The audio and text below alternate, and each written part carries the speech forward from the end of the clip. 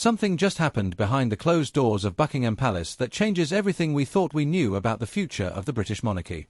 It wasn't a press release. It wasn't a planned announcement to the world. It was a quiet, terrifying moment that took place in the private study of King Charles, a room where very few people are ever allowed to step.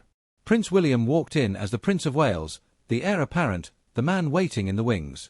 But when he walked out 40 minutes later, the air around him had shifted. The weight on his shoulders was no longer just a promise of what was to come, it was the crushing reality of right now. Sources inside the palace are calling it the most significant transfer of power since the Queen passed away, yet not a single word has been officially spoken to the public. Why? Because what was decided in that room was too sensitive, too raw, and frankly, too controversial to share with the world just yet. We are talking about a fundamental rewrite of how the next king will rule. We are talking about duties being stripped from some and handed to others in a move that has left senior royals reeling. There is a document, a single sheet of paper signed by both father and son, that outlines a new path for the monarchy, one that cuts deep into tradition and leaves many wondering if the family can survive the pressure. You might think you know the story. You think you know the plan. The old king steps back, the young king steps up, and life goes on. But that is not what happened. What happened in that private meeting was a collision of two very different visions for the crown. One vision built on centuries of unbreakable routine, and another built on survival in a modern world that is rapidly losing interest in royalty. The tension in that room was reportedly so thick that staff outside could feel it vibrating through the heavy oak doors. And the decision they made. It's going to shock you. It's going to make you question everything you've seen on the news for the last year. This isn't just about titles or ceremonies. This is about the very soul of the institution. Here's where everything changed. For months, there have been whispers. Quiet murmurs in the hallways of Windsor, hushed conversations over tea in the royal apartments. Everyone knew King Charles was tired. We all saw it in his face, in the way he moved, in the cancellation of yet another public engagement. The narrative from the palace was always the same. The king is managing his health, taking things slow, resting when he needs to. It sounded reasonable. It sounded responsible. But behind that carefully crafted image of a monarch pacing himself, there was a growing panic. A fear that if things didn't change, and change quickly, the monarchy itself might stumble before William ever got the chance to wear the crown. The problem wasn't just the king's health. That was only the tip of the iceberg. The real issue was the workload. The sheer, impossible mountain of duties that falls on the head of state every single day. From reading red boxes filled with government secrets to hosting foreign dignitaries, from cutting ribbons in small towns to leading the nation in times of crisis. It is a job that never ends, a machine that never stops turning. And for a man battling cancer, it was becoming unsustainable. But Charles is a man of duty. He was raised to believe that showing weakness is not an option. That the show must go on, no matter the personal cost. So he kept going. He kept smiling. He kept waving. Until he couldn't. That's when the private meeting was called. It wasn't scheduled weeks in advance. It was sudden. Urgent. William was summoned from Adelaide Cottage, leaving his family behind on a rainy Tuesday afternoon. He drove the short distance to the palace, his mind likely racing with possibilities. Was his father worse? Was there bad news from the doctors? When he arrived, he wasn't greeted by the usual flurry of footmen and aides. He was led straight to the study. No cameras. No notes. Just two men, a father and a son, facing the most difficult conversation of their lives. But what happened next surprised everyone. Inside that room, Charles didn't just ask for help. He didn't just ask William to cover a few events here and there while he recovered. He did something far more drastic. He effectively handed over the keys to the kingdom. Not the title, not the crown, but the actual work. The daily grind. The burden of being the face of the nation. Reports suggest that Charles laid out a proposal that would see William taking on 80% of the king's official duties immediately. Not in 6 months. Not next year. No. Imagine the shock of hearing that from your own father. To be told that the man who has prepared his entire life for this moment must now step into the fire before the time is right. It's a double-edged sword. On one hand, it's the ultimate vote of confidence. Charles is saying, I trust you. I know you can do this. But on the other hand, it's an admission of defeat. It's a signal that the current king cannot carry the load anymore. And in the world of the royals, admitting inability is the closest thing to a sin. That's not even the biggest surprise. As the meeting progressed, the conversation turned to something much darker. Something that has been buried deep within the palace archives for decades. They began to discuss the shadow duties. These are the responsibilities that the public never sees. The confidential briefings, the intelligence reports, the delicate diplomatic backchannels that keep the monarchy relevant in global politics. Historically, these are guarded fiercely by the reigning monarch.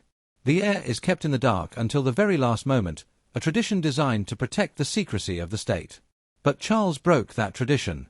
In a move that has reportedly stunned the private secretaries and the government alike, he agreed to give William full access to these shadow duties immediately. He opened the vault. He handed over the codes, the contacts, the secrets that could make or break international relationships. Why would he do that? Why take such a massive risk? The answer lies in a hidden detail that almost nobody noticed.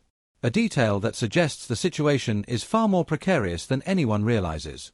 There is a document, a confidential report compiled by the King's Inner Circle, that paints a grim picture of the monarchy's standing in certain key nations. It suggests that without a visible, active, and vigorous monarch engaging at the highest levels, Britain's soft power is crumbling. Allies are questioning our stability. Partners are looking elsewhere. The report warned that if the king remained largely absent from the global stage for much longer, the damage might be irreversible. Charles read this report, and he realized that waiting was not an option. He had to act. He had to ensure that the world saw a strong, capable future king ready to lead, even if the current king was still technically on the throne. So why did the king really make this decision? Was it purely for the good of the country? Or was there a personal motive, a desire to secure his legacy before it was too late? Some insiders believe it was a mix of both, tinged with a deep sense of regret. Regret for the years he spent waiting, for the life he put on hold, for the relationship with his own mother that was strained by the pressures of the job. He doesn't want that for William. He doesn't want his son to spend another decade in the shadows, waiting for permission to shine. By handing over the duties now, he is trying to buy William time. Time to build his own reputation, his own relationships, his own identity as a leader, separate from the long shadow of his father. But here's the part almost nobody knows. This transfer of power didn't happen without a fight. It wasn't a smooth, tearful embrace between father and son. There was conflict. Serious, heated conflict. William, despite his readiness, was hesitant. He knows the dangers. He knows what this job does to a person. He has seen it destroy marriages, fracture families, and crush spirits. He looked at his father, frail and fighting for his life, and he saw the cost of the crown. And for a moment, he wanted to say no. He wanted to protect his father. He wanted to tell him to rest, to let the machinery slow down, to accept that it's okay to step back. But Charles wouldn't hear it. The conversation reportedly grew tense. Voices were raised, something that almost never happens in those hallowed halls. Charles insisted that the only way to save the monarchy was to accelerate the transition. He argued that the public needed to see William working, leading, solving problems. They needed to see the future, not the fading past. It was a brutal realization for William. To save his father's legacy, he had to essentially replace him while he was still alive. It's a paradox that sits heavy on the heart. How do you honor your father by taking his job? How do you love a man by telling the world he can't do it anymore? And this is where the story becomes even more dramatic. Because while this was happening in the study, chaos was brewing elsewhere in the palace. Other members of the royal family were catching wind of the shift. Whispers turned into shouts. If William was taking on the king's duties, what did that mean for everyone else? What about Princess Anne, the hardest working royal of them all? Would her role be diminished? What about Prince Edward? The balance of power within the family was suddenly up for grabs. There was an emergency meeting later that evening, a gathering of the senior working royals that was not on the public calendar. The atmosphere was electric with anxiety. Everyone knew something big had happened. When William finally emerged from the study, his face was pale, his expression unreadable. He didn't speak to the waiting staff. He didn't offer a smile. He simply walked to his car and drove home. But the ripple effects of that meeting were immediate. Within hours, schedules were being rewritten. Engagements were being cancelled. New ones were being added. The machine was shifting gears, grinding loudly as it adjusted to the new reality. Let's go deeper into the royal family history to understand why this moment is so explosive. We have to look back at the reign of Queen Elizabeth II. She was the master of endurance. She carried the load for 70 years, rarely showing a crack in the armor. She believed that the monarchy survived because it was constant, unchanging, reliable. Her son, Charles, tried to follow that model, but the world changed faster than he could adapt. The pace of modern life, the scrutiny of social media, the demand for transparency, it all wore him down. Now, William represents a third way. He is the bridge between the old world and the new. He understands the need for tradition, but he also knows that tradition without relevance is just a museum exhibit. The decision to hand over the duties now is a recognition that the old model is broken. It's an admission that the stiff upper lip approach isn't enough anymore. The monarchy needs to be agile, responsive, and visible. And that requires a leader who has the energy to run the marathon, not just walk the final mile. But there is an emotional conflict here that cuts deep. For Charles, this moment must feel like a death. Not a physical death, but the death of his purpose. For 70 years, he trained for this role. He read the boxes, he made the speeches, he shook the hands. It defined him. To step aside, even partially, is to lose a part of his identity. It is to admit that the dream he chased for so long is slipping through his fingers. There is a profound sadness in that, a grief that he will likely never speak about publicly. He is sacrificing his own desire to reign fully for the sake of the institution's survival. For William, the emotion is different. It's fear mixed with determination. He is being thrust into the spotlight earlier than he wanted. He has a young family. He has a wife who has also been battling her own health issues.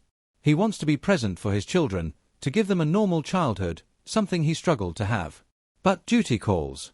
The call of the bloodline is louder than any personal desire. He knows that if he steps up now, his life as he knows it is over. There will be no more quiet weekends at home. No more anonymity. He is signing up for a life of service that will consume him completely. Reveal confidential palace decisions. The document signed that day included a clause that has never been used before. It allows for a co-regency of duty, where the heir apparent assumes the functional powers of the monarch without the title. This is legally complex and constitutionally murky. It treads on ground that hasn't been explored in centuries. The lawyers were brought in late at night to draft the language, ensuring that the government would accept it, that the church would bless it, and that the public wouldn't revolt. The decision was to frame it not as the king stepping down, but as the prince stepping up. A subtle difference in wording, but a massive difference in perception. The press releases that are being prepared focus on William's vitality, his readiness, his enthusiasm. They avoid mentioning Charles's limitations. It's a carefully choreographed dance of words designed to protect the king's dignity while empowering the prince. But everyone knows the truth. The truth is that the king is tired, and the prince is taking the wheel. Then something unexpected happened. Just as the plans were being finalized, a leak occurred. Not a malicious leak, but a slip of the tongue. A senior aide, overwhelmed by the speed of the changes, mentioned the new arrangement in a conversation with a trusted journalist. The story didn't break immediately, but the rumor mill started spinning. By the next morning, half of London knew that something major was happening at the palace. Speculation ran wild. Was the king dying? Was William staging a coup? Was the family falling apart? The palace had to react faster than anticipated. They scrambled to control the narrative. But the genie was out of the bottle. The story of the private meeting, the transfer of duties, the secret document, it was all out there, circulating in hushed tones and encrypted messages. The pressure mounted. The world was watching, waiting for an official confirmation that never came. The silence from the palace only fueled the fire. People started connecting the dots. They looked at the king's recent appearances, the pallor of his skin, the tremor in his hand. They looked at William's sudden surge in activity, the serious tone of his recent speeches. The picture became clear. Introduce another shocking twist. Amidst all this drama, a figure from the past emerged. A figure who had been silent for years. Someone who knew exactly what William was going through. It wasn't Harry. It wasn't Andrew. It was someone closer to the core, someone who had witnessed a similar transition decades ago. This person reached out to William with a warning. A warning about the isolation that comes with power. A warning that once you take on the full weight of the crown, you lose the ability to trust anyone completely. Even your own family starts to look at you differently. They see the king, not the brother, not the son. This warning hit William hard. He realized that the path ahead was lonelier than he imagined. The private meeting with his father had been about logistics, about schedules and duties. But this warning was about the soul. It was about the person he would have to become to survive. Would he lose himself in the role? Would the warmth that people love about him be frozen over by the cold demands of the office? These are the questions that keep him awake at night, long after the lights go out at Kensington Palace. Build tension continuously. The days following the meeting were a blur of activity. William was everywhere. He visited hospitals, opened schools, met with world leaders. He moved with a precision and intensity that was startling. It was as if he was trying to prove something, to himself and to the world. Prove that he was ready. Prove that the monarchy was safe in his hands. But with every appearance, the contrast with his father became starker. Charles was seen less and less. When he did appear, he looked fragile, a ghost of the vibrant man he once was. The public noticed. The comment sections filled with concern. Where is the king? Is William taking over? What is happening? The speculation turned into worry. Worry for the king's health. Worry for the stability of the nation. The monarchy, which thrives on mystery and majesty, was suddenly vulnerable. The curtain had been pulled back, and people were seeing the mechanics of the machine, the gears grinding, the strain on the operators. And then, another secret meeting took place. This time, it wasn't just Charles and William. It included the Prime Minister. A rare, unscheduled visit to Buckingham Palace. The topics discussed were classified, but the outcome was clear. The government gave its blessing to the new arrangement. They recognized the necessity of having an active, functioning head of state, regardless of the title. It was a pragmatic decision, born of necessity. But it set a precedent that could change the constitution forever. If a king can share his duties, what else can change? Where is the line? The emotional weight of these decisions is crushing. Think about Camilla, the Queen Consort. She has stood by Charles through thick and thin. She has supported him in his darkest hours. Now, she watches as her husband's life's work is slowly handed over to his son. How does she feel? Is she proud? Is she scared? Does she wonder what her role will be in this new era? The dynamics of the household are shifting beneath her feet. Think about Kate, the Princess of Wales. Recovering from her own health battle, she now has to support her husband as he takes on the role of a lifetime. She knows the cost better than anyone. She has felt the pain, the exhaustion, the fear. And now, she has to be the rock for William, even as she rebuilds her own strength. It's a partnership under immense pressure. Can it hold? Will the strain tear them apart, or will it bind them closer together? The story takes us back to the concept of legacy. What will Charles leave behind? Will he be remembered as the king who couldn't finish the job? Or as the wise ruler who knew when to pass the torch? History is cruel. It judges based on outcomes, not intentions. If William succeeds, Charles will be hailed as a visionary. If William struggles, Charles will be blamed for rushing the process. The stakes could not be higher. There is a moment, a quiet moment in the middle of all this noise, that defines the whole saga. It's a scene that hasn't been reported, a glimpse into the humanity behind the headlines. Late one night, after the meetings were over and the staff had gone home, Charles and William sat together in the garden of the palace. No aides. No cameras. Just the two of them, looking up at the stars. They didn't talk about duties or schedules or constitutions. They talked about Diana. They talked about the pressure she faced. They talked about how much they missed her. In that moment, the barriers came down. The king and the prince vanished, replaced by a father and a son sharing a grief that had shaped their entire lives. Charles admitted his fears. He told William that he was scared of failing him, of leaving him a broken institution. William listened, and then he made a promise. A promise not as a future king, but as a son. He promised to protect the family, to honor the past, but to build a future that Diana would be proud of. It was a moment of pure, unadulterated emotion. A moment that reminded us that beneath the gold and the jewels, the titles and the traditions, they are just a family. A family trying to navigate the impossible. But the world doesn't stop for emotional moments. The machinery keeps turning. The next day, the schedule was released. A packed itinerary for William, spanning months. A lighter schedule for Charles, focused on rest and private engagements. The message was clear. The baton had been passed. The era of Charles was winding down, and the era of William was beginning, sooner than anyone expected. The reaction from the public was mixed. Some praised the decisiveness. Others worried about the king's health. Conspiracy theories flourished. Was Charles being forced out? Was William impatient? The media feasted on the ambiguity. Every glance, every gesture was analyzed for hidden meaning. The pressure on William intensified. He had to be perfect. He had to be strong. He had to be the king in all but name. And yet, amidst the chaos, there is a sense of hope. Hope that this bold move will save the monarchy. Hope that a younger, more energetic leader can reconnect with a generation that has turned its back on royalty. Hope that the family can find a new balance, a new way of surviving in a world that demands so much more than it used to. The story of this private meeting is not just about politics or protocol. It's about love. It's about a father loving his son enough to let him go. It's about a son loving his father enough to take his place. It's about the painful, beautiful, terrifying process of letting go and moving on. It's a story that resonates with anyone who has ever had to take on a responsibility they weren't sure they were ready for. As we look to the future, one thing is certain. The monarchy has changed. The rules have been rewritten. The line of succession is no longer just a waiting game, it's an active apprenticeship. William is learning on the job, in the public eye, under the brightest spotlight imaginable. And Charles is watching, guiding from the shadows, hoping that his sacrifice was worth it. The documents signed that day are locked away, but their impact will be felt for generations. They mark the beginning of a new chapter in British history.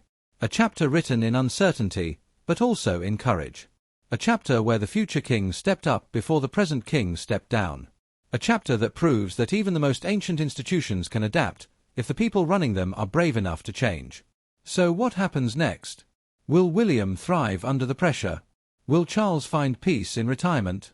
Will the family stay united? The answers are still being written, day by day, decision by decision. All we can do is watch and wait. But one thing is for sure. The story of the British royal family is far from over. In fact, it's just getting started. And it's going to be a wild ride. The emotional ending leaves us with a lingering question. Was this the right choice? Did they do the right thing? Only time will tell. But as the sun sets over Buckingham Palace, casting long shadows across the gardens where father and son once sat, we are left with a feeling of awe. Awe at the weight of the crown. Awe at the strength of the human spirit. And awe at the incredible, unbelievable story that continues to unfold behind those golden gates. Think about the letters that were exchanged before the meeting. The hidden correspondence that laid the groundwork for this historic shift. Letters filled with doubt, with hope, with love. Letters that will never be published, but whose words echo in every decision made today. They serve as a reminder that even kings and princes are driven by the same emotions as the rest of us. Fear, love, duty, sacrifice. And consider the staff. The unseen heroes of this story. The aides, the secretaries, the guards. They saw it all. They witnessed the tears, the arguments, the moments of triumph.